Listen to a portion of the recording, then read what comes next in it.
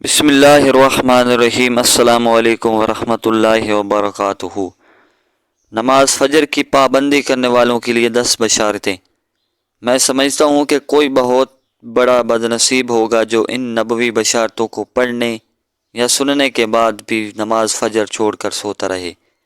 पहली बशारत, प्यारे रसूलुल्लाह सल्लल्लाहु अलैहि वसल्लम फरमाते हैं, तारीखियों में पैदल चलकर मस्जिद जाने वालों को क़यामत के दिन मुकम्मल नूर की बशारत दे दो।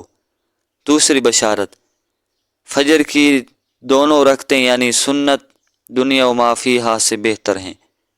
तीसरी बशारत, प्यारा रसूलुल्लाह सल्लल्लाहु अलैहि वसल्लम फरमाते हैं, जो बंदा अपने घर से मस्जिद के लिए निकलता है तो उसके हर कदम पर 10 नेकियां लिखी जाती हैं, और मस्जिद में बैठकर नमाज का इंतज़ार करने वाला गोया मसलसल नमाज पढ़ रहा होता है, यहाँ तक कि वो अपने अपने घर को लौट जाए।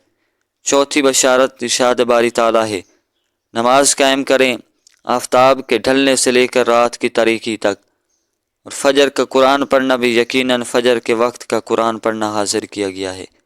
पाँचवीं बशारत, वो शख्स हरगिज़ जहन्नम में नहीं जाएगा जो तलुए आफताब से पहले और गरूब आफताब से पहले नमाज पढ़े यानी फजर और असर की नमाज। छठी बशारत, जुरैर बिन अब्दुल्ला रज़ियल्लाहु अन्हु फरमाते हैं, हम नबी करीम सल्लल्लाहु अलैहि वसल्लम की खिदमत में हाजिर थे। आप सल्लल्लाहु अलैहि वसल्लम ने चाँद की तरफ नज़र उठाई जो 14वीं रात का था, फिर फरमाया कि तुम लोग बेटोक अपने रब को उसी तरह देखोगे जैसे इस चाँद को देख रहे हो, उसे देखने में तुमको किसी किस्म की मज़ामत ना होगी। ये फरमाया कि तुम्हें उसके दीदार में मुतलकन शुबा न होगा। इसलिए अगर तुमसे सूरज के तुलू और गरूब से पहले फजर और असर की नमाज़ों के पढ़ने में कोताही न हो सके तो ऐसा ज़रूर करो। सातवीं बशारत, प्यारे रसूलुल्लाह सल्लल्लाहु अलैहि वसल्लम फरमाते हैं, जिसने ईशा की नमाज जमात अदा की तो गोया उसने आधी रात क़याम किया, और जिसने सुबह की नमाज जमात अदा की तो गोया उसने पूरी रात तहज्जुद पढ़ी।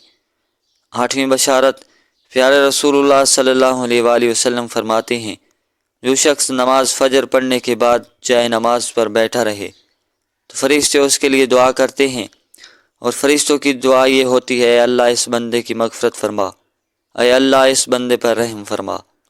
नौवीं बशारत, प्यारे रसूलुल्लाह सल्लल्लाहु अलैहि वसल्लम फरमाते हैं, जो शख्स फ़जर की नमाज जमात अदा करने के बाद तलुए आफताब तक बैठ कर अल्लाह का ज़िक्र व अज़कार करता रहे, फिर 2 रकत नमाज अदा करे तो उससे पूरा हज और उम्रे का सवाब हासिल होगा। 10वीं बशारत, प्यारे रसूलुल्लाह सल्लल्लाहु अलैहि वसल्लम फरमाते हैं, जो सुबह की नमाज अदा कर ले तो वो अल्लाह के हिफ्ज़ व अमान में आ जाता है। अल्लाह ताला हमें 5 वक्त नमाज खुशू व खज़ू के साथ पढ़ने की तौफ़ीक़ अता फ़रमाए। आमीन या